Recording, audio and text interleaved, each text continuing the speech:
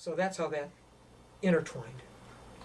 Now I understand you also appeared very briefly in the film Phantom of the Paradise Yes. as a member of the band, that the Juicy Fruits backing band. That was one of them.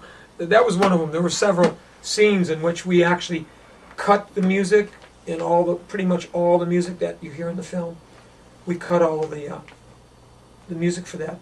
And really, since we knew the songs, they had taken the music when they were ready to shoot down in Dallas. They shot that at an old movie theater in Dallas, Texas.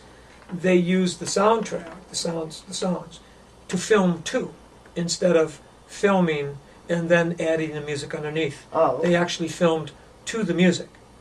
So, to save time and rehearsal and money, they said, well, why don't we bring the band down, and they know all the moves and all the songs, and we can actually play them live, and then roll film, and that would save a lot of time and money, and it did, and that's how we got to be part of that film.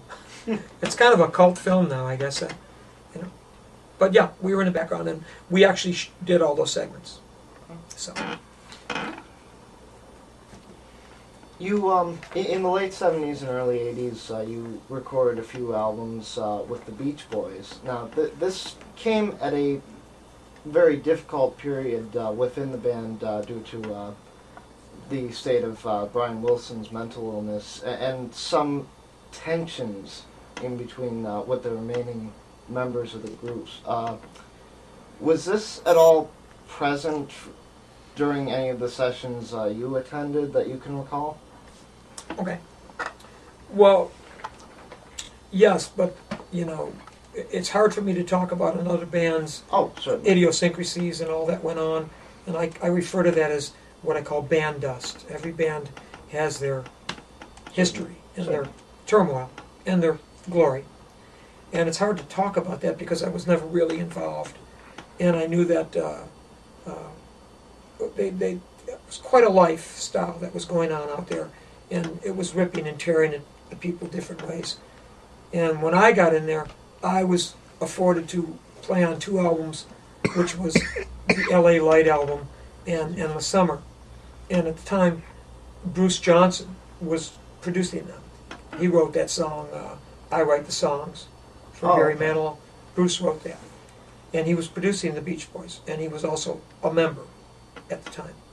And that was his call, to bring us in to cut those tracks.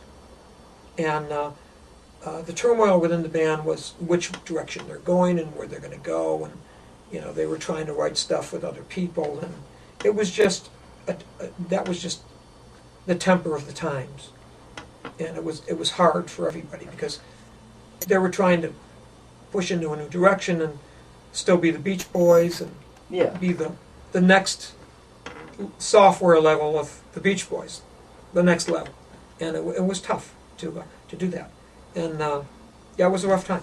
They got through it. It was work. It was working. They got through it. In the early to mid '90s, you had worked on 2 of Bruce Springsteen's solo records.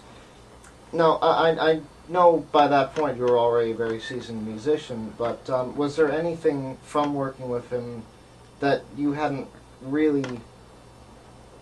didn't already know about performing in a studio, working with somebody, anything like that? Working with Bruce was very much like working with Van Morrison.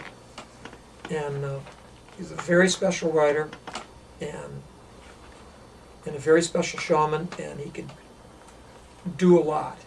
And they called me in because at the time he had written the album Human Touch, and they had recorded that in the studio as sessions. Well, at the same time, Bruce is very prolific. He was writing what then became the album Lucky Town, and he wrote off to the side another 11, 12 songs. And they didn't want to let those songs just sit there for another year or 2. So they decided to finish those.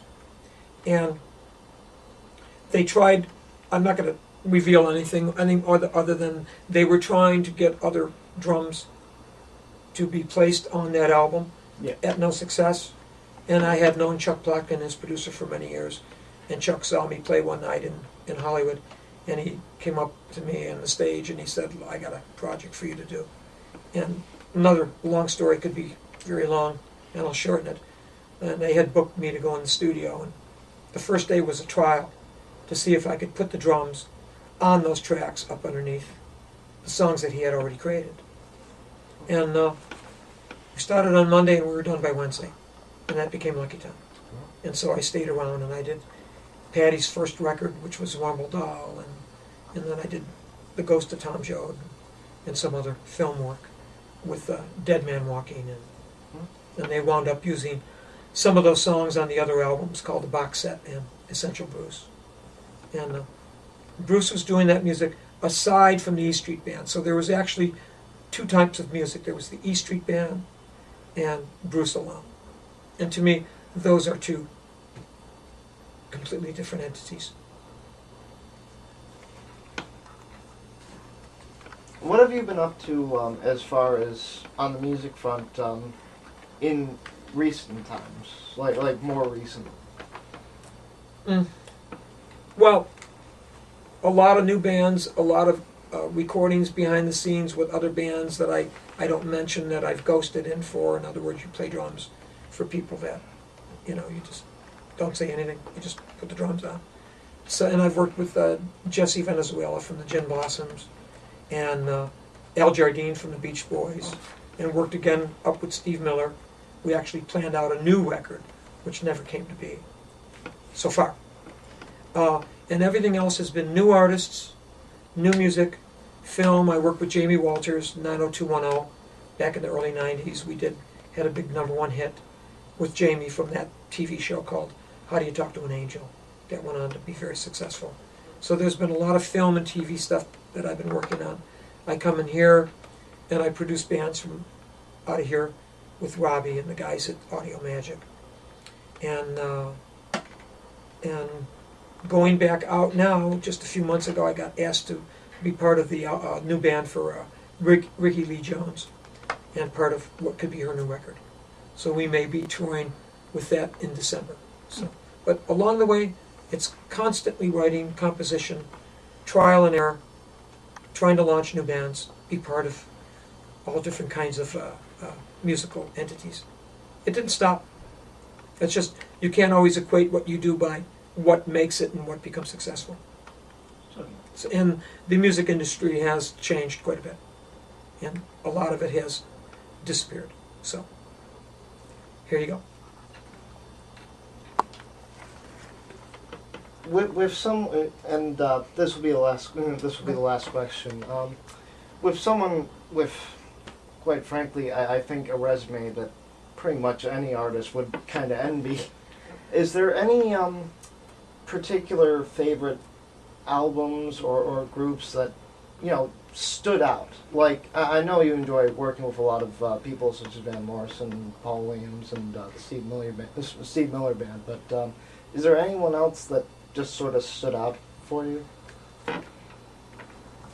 Yeah, I was involved in a lot of other records here that you always name the 4 or 5 big ones, and I worked with Bob Seger on some material, and I worked with Warren Zevon, who was a great writer. I did 2 of his records, and I worked with Joan Armatrading. I had her big hit, which was a reggae song called "Oh Rosie," and I was very proud of that. And I don't know if people know it, but I did the first 5 albums for Eddie Money on his rock and roll hits, 2 Tickets to Paradise and Baby Hold On to Me, and Think I'm in Love, and I really enjoyed doing that hard rock stuff with Eddie.